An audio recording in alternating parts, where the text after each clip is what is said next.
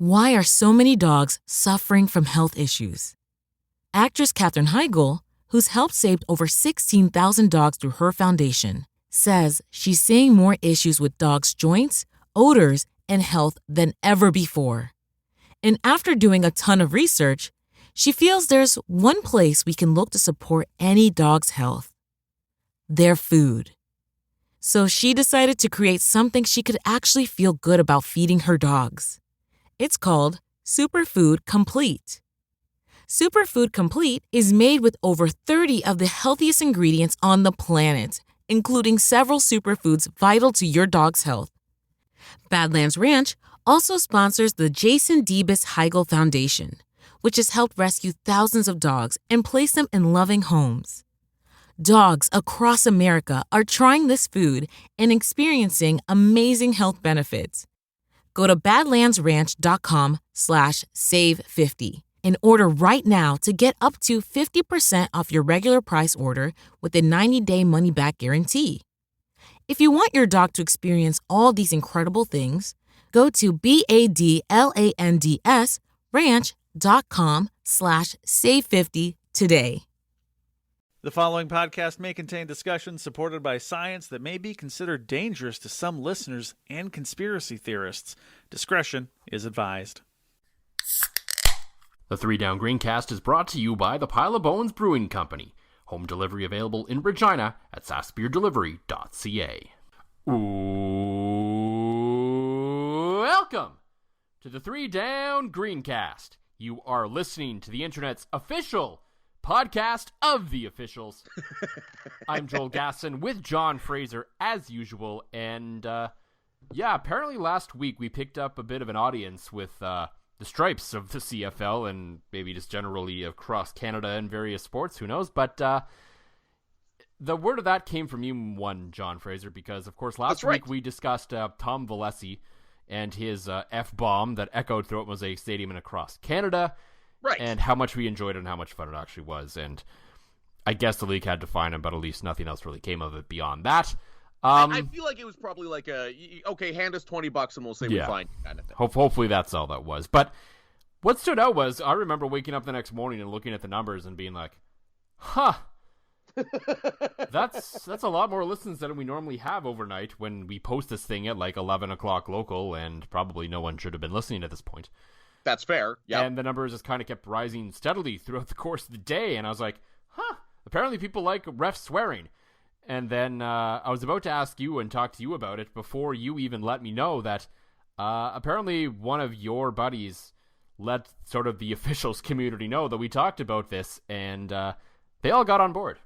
They really did. I actually, I've alluded to it before. I'm friends with one CFL official who I didn't even text him directly. That was not the first point of contact. He happened to reach out to me after another friend of mine who's also an official was like, hey, that was a good take. That was the correct take. We enjoyed it, and we all kind of had to listen to it. So apparently we are the official podcast of the CFL officials. So that means we got to be real nice to them, right? And I mean, in fairness, we are generally we're not one of those podcasts that will ever blame something on the officials, as you and I have said countless amounts of times, that if it's in the hands of one call, you didn't do your job in the first place. No, I mean, as I've said countless times, even when we're talking about individual plays, one play does not decide a football game. So one penalty is not going to decide a football game, right, wrong, or indifferent. So I can't remember the last time, like, I've talked about some bad calls in my pieces after games and on these podcasts, but I've never actually specifically said it, and I always make a point to say, ultimately, this never really decides the game. So if we are that, and so because of that, if we are the official podcast of the officials, I welcome it, and we may change our name to the 3 Down Stripecast. You know, I feel like this week we could almost change our name, because I don't know how much talking about that snoozer of a, like, late season preseason game that was. Like, no. It just, there wasn't a lot to happen. So maybe we are the 3 Down Stripecast for this week, which actually would be kind of fitting for the beer I have selected coming up. That's what we know in this business as a tease, but that was cool. I hope the CFL officials stick around. I hope everybody that listened last week stuck around, but knowing the way our trends go, we're probably going to be brought back to earth on this one and remembered that, well, we're decidedly average in terms of listening audience. Yeah, I mean, that's probably what's going to happen, and that's okay. I mean, especially after the game that we saw on the weekend, because generally speaking, I would say rider performance tends to impact the number to decide whether people listen or not. That's kind of one thing I've noticed, and bad games usually spike the numbers a bit, but not when it's expected to be bad, I don't think, and especially with how indifferent generally everyone is. Like, there was almost no activity on Twitter during that game whatsoever from pretty much anybody. No, and I know, especially like locally, obviously a big kudos. Well, it was a huge, again, local football day here, as the same day that the Riders were playing basically a preseason game, out in Hamilton, you had the Huskies playing for the Hardy Cup at home and putting on a show for the ages in that one. You had the Hilltops going to try to return to the Canadian Bowl and getting upset in Langley. And then day one of the Canadian Olympic Curling Trials. I can tell you, I've never seen it that slow at a car dealership ever possibly in my life. It was just one of those days that people's minds were not on buying cars and also apparently not on the Rough Riders. I'm with you, Joel. Like, I don't think I saw a single tweet, and I have a very CFL heavy echo chamber that about that game, about anybody being upset or anybody really care. It seemed like there was way more reaction to either Sergio having a game or the fact that, the Elks moves today were a good sign of that. But yeah, like, it was just quiet. Again, my feed was filled with Husky stuff, and to quote the great bit on Letterkenny, as I had no wife or children around for the weekend, I decided I was in it to win it, and definitely went into that night knowing I was going to have 8 beers, which also led to me becoming somewhat notorious around SaskTel Center that night. And my friend and friend of the program, Mike McEwen, of course, with an assist from Colin Hodgson on the sweep, guy that's one of our only guests we've ever had on this podcast, and again, friend of the show, friend of mine. Mike makes a just incredible shot for 3, and I'm behind Mike in the stands, surrounded by Saskatchewan fans. And in my drunken stupor, the quiet part came out loud, and I stood up and yelled, "Fucking A, Mike," with a fist pump. Now, you might think in a fairly full SaskTel Center, nobody would hear it. I had 2 people that were across the building that happened to say, like, "Hey, that was a great shot by Mike, wasn't it?" I'm like, "Yeah, so did you hear it?" And he's like, "Oh, yeah." And I looked over after I did that. My father-in-law, it was my father-in-law and a bunch of guys from the Fantasy Football League who I love hanging out with. And my father-in-law almost had his hand in his face a little bit, because I don't know if he's seen, like, all gas, no brakes, John. And that was where I was at that night, and watching my friends do so well.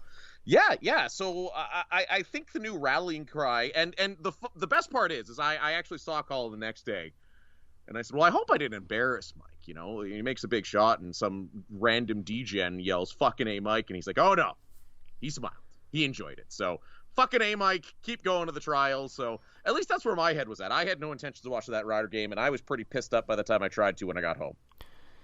I wasn't really sure how that story fit into it, but I guess we got there at the end. It's a good story, and I knew you were going to tell it at some point tonight. I was just trying to connect the dots as to why it mattered. I was like, okay, where are we going with this?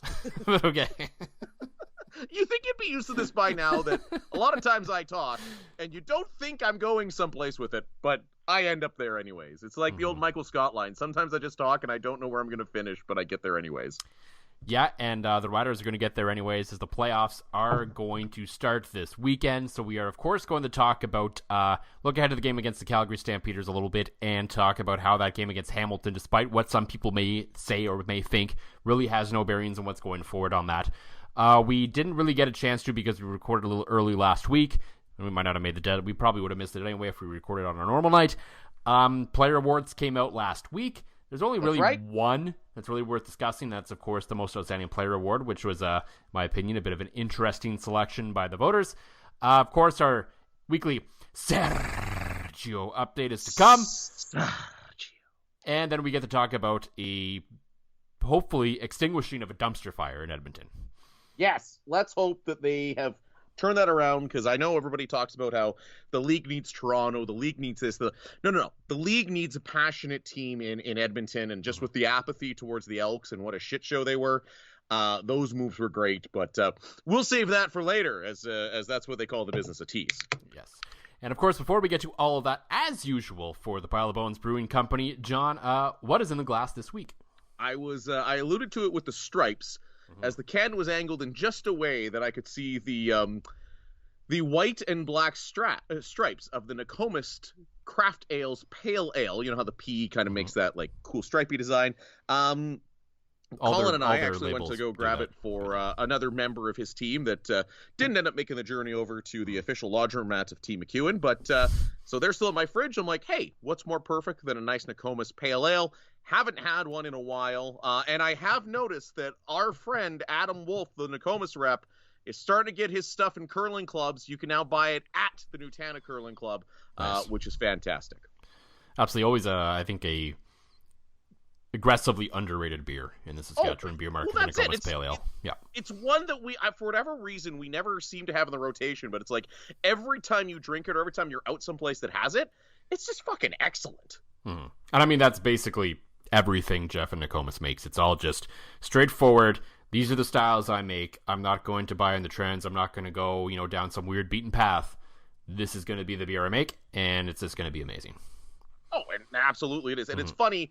I was thinking of you after Colin left. Yep. That I also got some of the Cascade Dark Ale. I'm not a dark guy, but they are sitting in my fridge awaiting your arrival here on Thursday night. That is one you might like. It's CDA is like a black IPA, so it would have a little bit more. It's not just like a straightforward dark ale. There will definitely be some hoppy notes to it as well.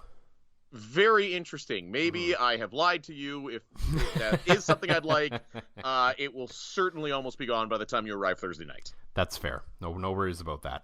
For me, foreshadowing perhaps our weekend ahead, as I have brought out one that I haven't brought out on the show in a very long time. One that'll probably be known as the official beer of the hashtag 8N Nation at the Trials weekend. Is that what we're going to call it? We should try to make that a thing, because it's going to be a blast. Yeah. Of course, I showed you the picture. I grabbed a few extras as well on top of the flat that I'm bringing up. Is the Scarth Street Blonde from our sponsors at the Pile of Bones Brewing Company. Just sort of a straightforward, easy drinking beer that tastes like beer, which is always delicious. And I think thanks to the new centrifuge, tasting probably even better than usual. Oh, fantastic. I had some Scarth Street Blonde not too long ago, so I'm looking forward to tasting it after the new centrifuge. And again, thanks to Pile of Bones for always being awesome, and whenever you and I get together for any sort of events, always making sure that we don't really go out anywhere. We just sit around at my house because we have the best beer at my house. So, again, hooking us up. I'm looking forward to it. Looking forward to 8N Nation. So if there's a lot of curling talk on this podcast, it's because we're in the middle of the Olympic curling trials. I mean, it's part of the brand. I think people would expect us probably for it to pop up a little bit. Right, exactly. It's kind of our thing, especially when, as I said to you, we're not really going to spend a lot of time on that Rider game because it was a thing. It was 60 minutes of football, and yeah, it happened, and it was completely uninteresting and, quite frankly, completely irrelevant in every sort of way. There was, a couple of positive takeaways. There was some of the newer guys who looked pretty good that I think, you could read the piece on 3down.com to 3downnation.com to kind of get the lowdown on what I kind of saw with some of those players there.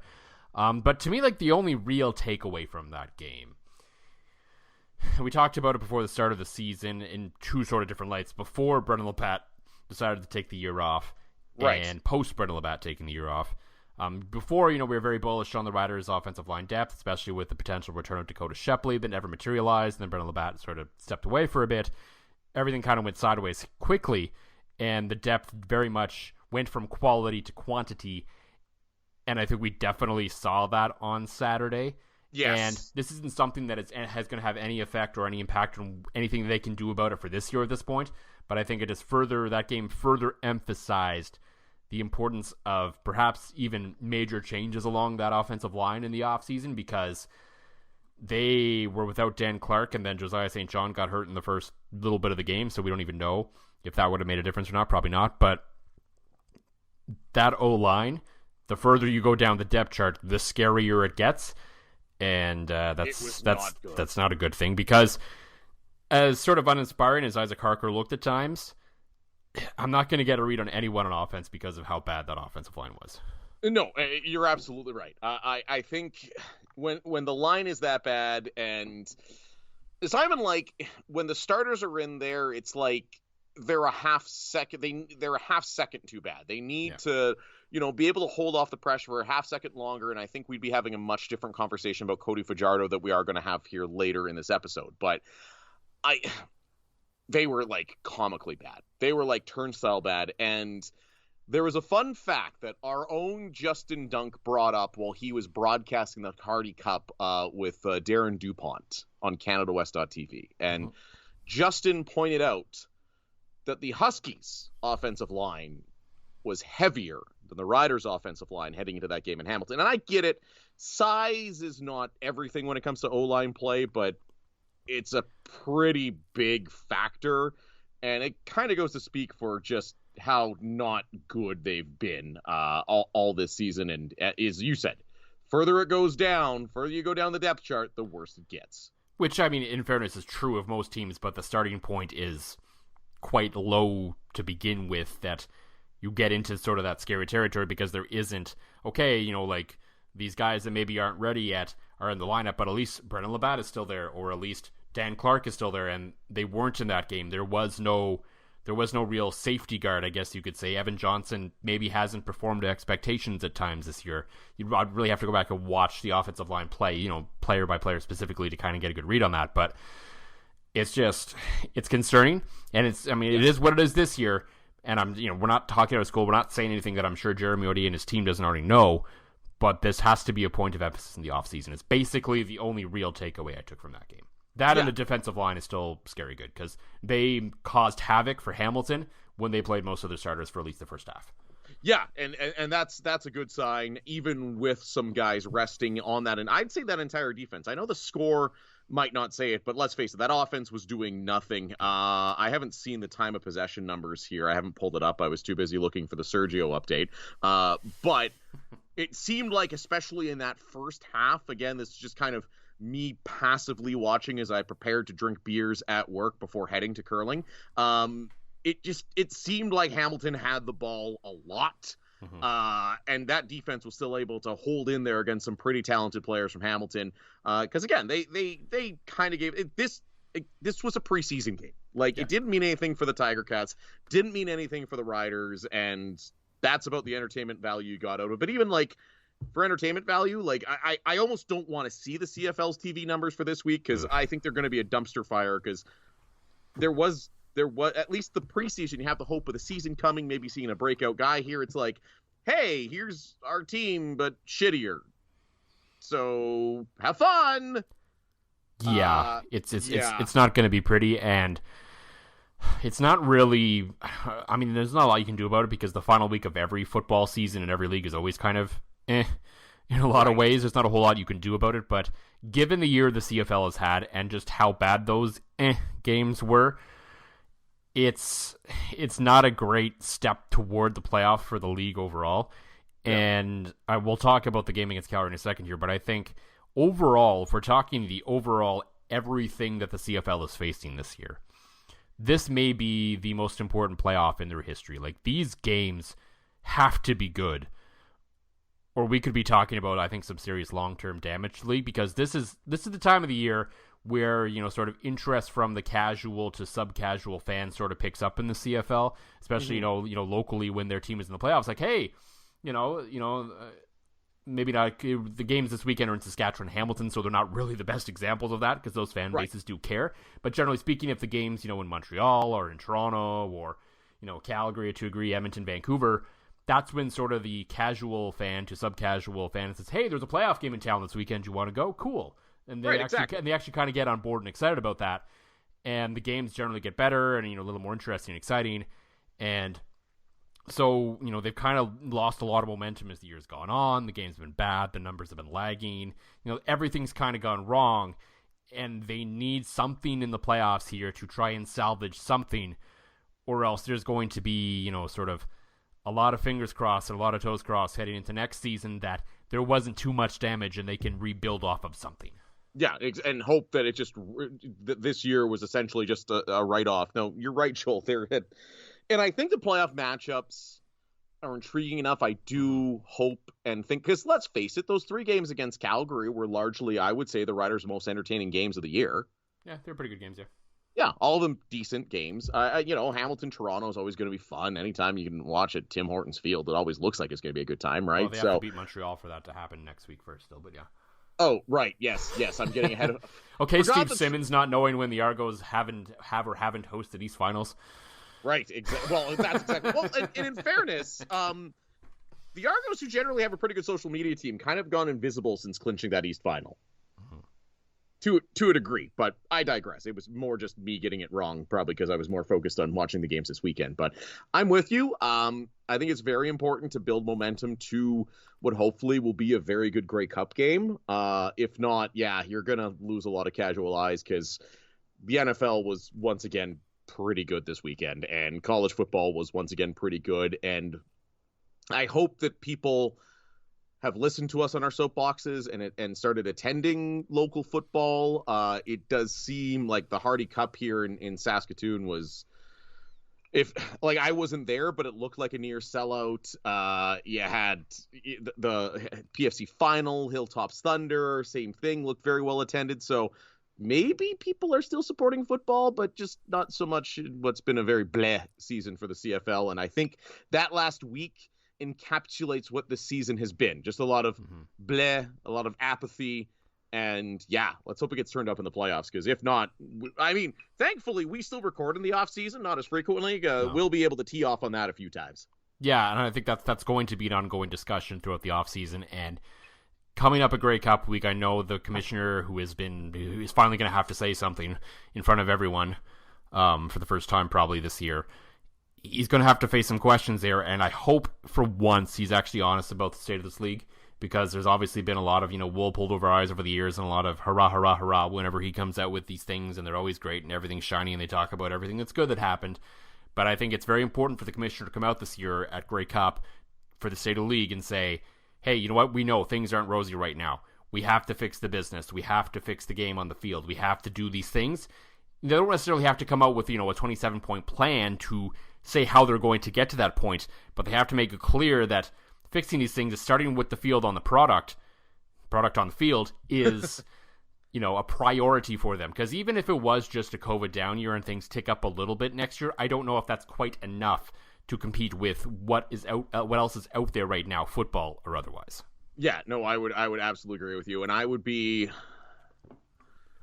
shocked. And I hate to say it that I'd be shocked if the CFL actually came out and admitted that. Mm-hmm. I think they're really bad for just sticking their head in the sand and saying everything's fine. By the way, look at all these global players. So I hope they do. Yeah. I don't think they will, and I don't think that's going to help anybody. No, it's not, and and I think the questions towards Randy Ambrosie are going to be stronger than ever, and this is going to be a real test of his commissionership and a test of the CFL's PR team to make sure he's ready to answer these questions. Well, yeah, if the CFL has shown, like when he went to go ask for money from the government and basically said, just give us money, let's hope they've learned from that misstep with the 8 employees they still have. Yeah. So, yes, of course, the playoffs start this weekend, and I saw some discussion on Twitter. I haven't really had time to listen to the talk shows yet about whether there was a whole lot of discussion about how much that game might bleed into the playoff game. And I just hate that kind of talk. Right. And I wrote it in the piece. I really don't subscribe to the theory, in frankly any sport, of game-to-game momentum. Can momentum switch, and is there such a thing within a game? Sure, I'll give you that. But even that changes on a dime for no rhyme or reason, so there's no real... I don't even know if there's really actually true basis to it, but regardless, I think from game to game, especially in today's, sort of sports climate where these guys and all these athletes are very fine-tuned, they're, more mentally prepared than they've ever been, and, they all have the 24-hour rule and the whole thing like that I really don't think one thing from a game carries over to the next a whole lot. And so, yeah, the Riders shit the bed and did not play well against Hamilton, but they had on offense, they had basically no one in the lineup. And I just don't think it really is concerning to me at all that game went the way it went. And if it is a concern, and if this is, if I'm wrong about all this, then that is currently true of every team in the CFL West. So at least everyone is on the same footing right now because the Bombers have lost 2 in a row. Calgary pulled off a miracle against Winnipeg in that game, but looked completely useless for 55 minutes. Yeah. And of course, the Riders had the game that they did. So if that's the case, then everyone sucks and we should all just go home. just it's like the joke I make when I begin a curling game after I win the coin toss. I'm like, you guys just want to call it for us? We can go drink beers? Yep. Sadly, nobody ever takes me up on that, and I rarely win the coin toss. But I'm with you. I think there are 2 kinds of losses when it comes to a team. The one being the game you wanted to win, and the other one being the game you just don't give a shit about, right? Mm-hmm. I don't think anybody... I know the take's out there that you always want to head into the playoffs on a high note, but let's face it, when you're benching as many humans as you can bench and leaving guys at home and wrapping them in bubble wrap, the team is not really... Like everybody came out and said, these are basically preseason games, so...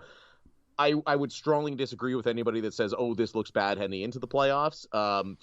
I think they looked decent before this game, so there's that. And again, going back to entertainment value, I think you're going to have a good matchup with Saskatchewan and Calgary because, again, there are 2 teams that don't like each other. You've got the 2 brothers. We've seen both coaches get real aggressive at times when they were showing their hand against each other in that 3-game series the 2 of them had. And I would say, I think that's been the most entertaining football the Riders have had all year. So I'm really looking forward to it. And it's no gimme.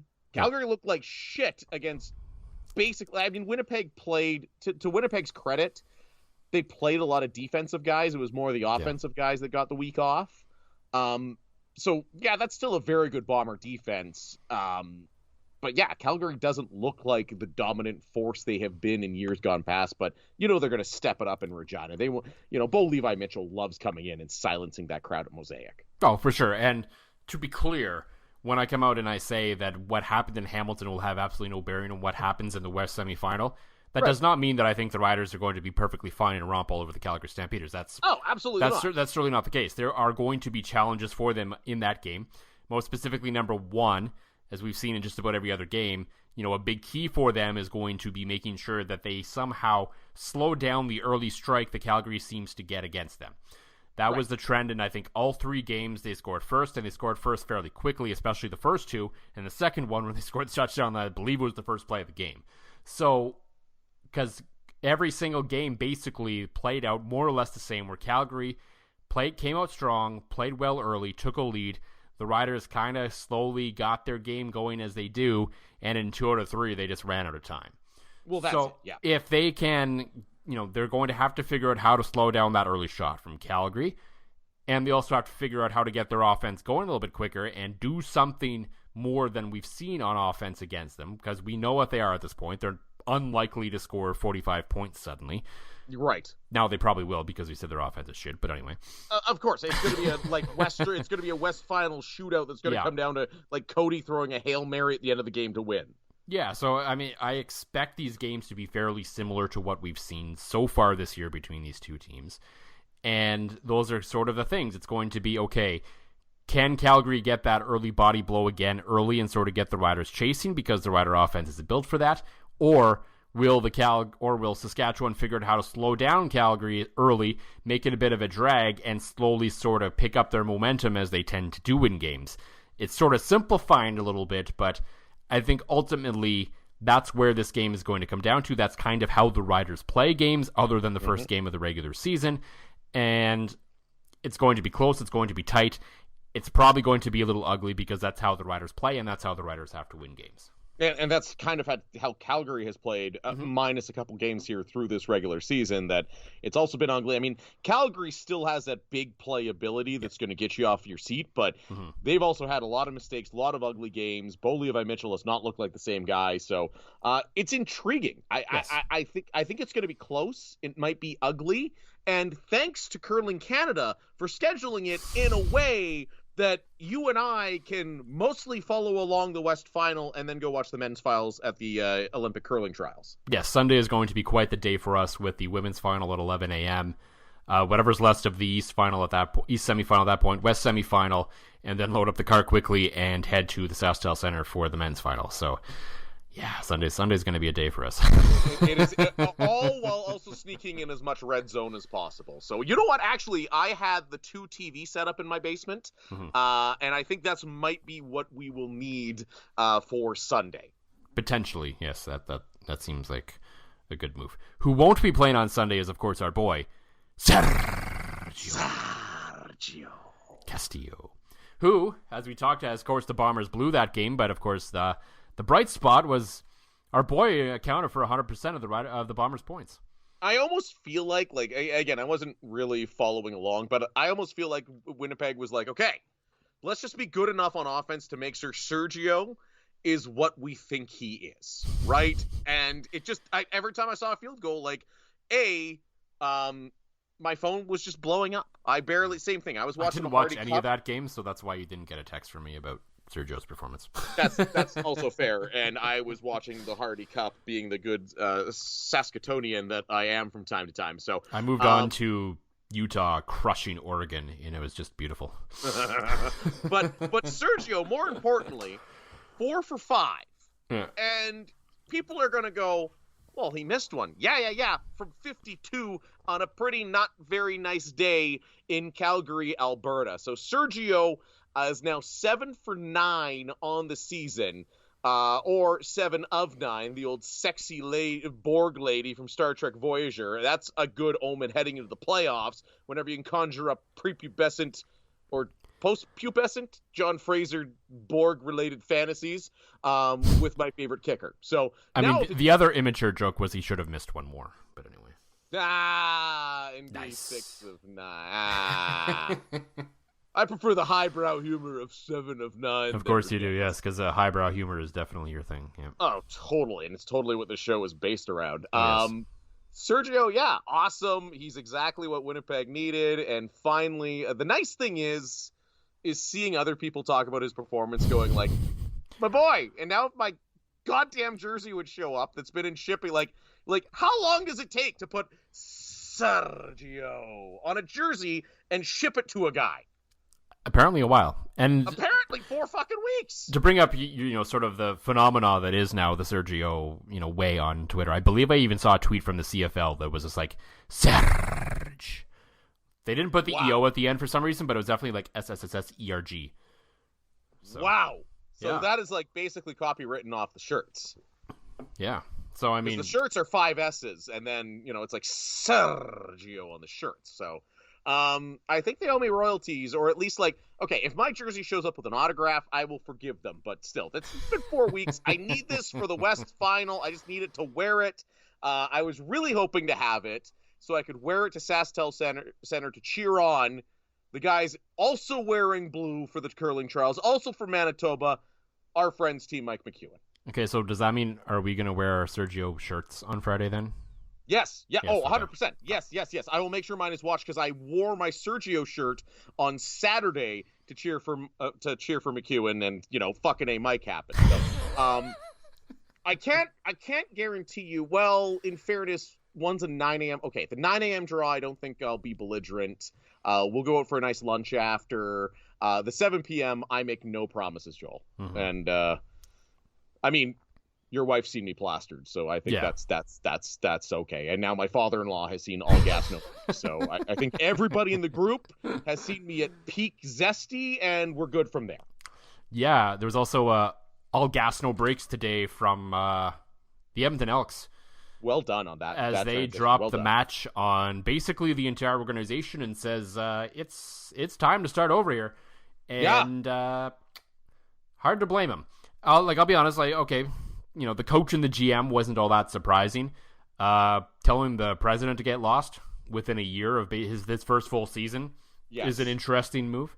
But it's hard to argue. Obviously, something had gone on there, and in one of a rare moment of clarity, I mean, me, you, and Dan Plaster all had concerns about this team heading into the year because something didn't seem right off the field, and oh boy, were we ever more right than we ever thought on that one, because sort of watching Twitter this afternoon while I was watching curling, while the press conference was on with one of the members of the board of directors, there wasn't really a lot of talk about they were fired because the team sucked.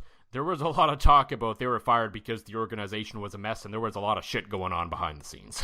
Right. As we've alluded to, and as we've heard lots of rumors about, it seems like when the men on top are anti-vaccine. Again, we don't have concrete proof of this. We've got lots of fairly surface-level rumblings that I'm sure we could dig into. I'm comfortable enough saying that I think that had a large part in doing with it.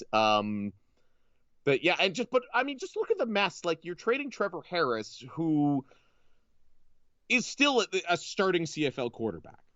Yeah. You're going to get Nick. It has looked a little better in Montreal, so clearly was a victim of circumstances. Certainly, right? And we've criticized Harris for being openly anti-vax on this podcast before, and so I'll stay away from him being a douche. But then the Arbuckle move is the one that I find weird. You know, Cornelius was clearly the guy and was showing some signs of life. And again, as we are the official podcast of CFL officials, I did have a CFL official reach out to me and say, this guy, you're right, this guy's got serious potential. Mm-hmm. And those are guys that are seeing him on the field like closer than anybody other than other players. So the only ones on the field watching guys without a bias, basically. Well, exactly it. Zero bias, telling me, hey, your take might actually be right, which is so fucking rare. And I mean, this, again, I've known this guy for years, so. That or it says a lot about the state of officiating in this league, I don't know. If they think our takes are good, then I'm like, ooh. Or at least yours. Just kidding. No. He didn't say it was a good take. He said, you might actually be right for once, was exactly what he said. That's proper wording then. Yeah, it wasn't even hey, it was like, you might actually be right about Cornelius because he does look really good at field level. You're like, okay. And then they go and give the money to Arbuckle. On the same note, like that's the only thing. I saw a tweet, and I think it was one of the guys from the Piffles podcast, and I want to give them love anytime I can, just even if the off chance it wasn't one of them. But I think it was one of those guys that pointed out that, like, you knew this was coming, wouldn't you have made this before they basically made a franchise decision for you? Like, yeah, I mean, it's weird that that the organization basically let it happen still. I I think the Arbuckle signing's good. I mean, no matter who comes in next year, it's a good move for the organization to have options at quarterback. And I know there's still a lot of discussion about, well, why didn't he play a game? And I'm like, I think this lends further prudence to the fact that he shouldn't have played a game because maybe they knew this was coming and said, okay, let's get him into this organization on the off chance we do stick around.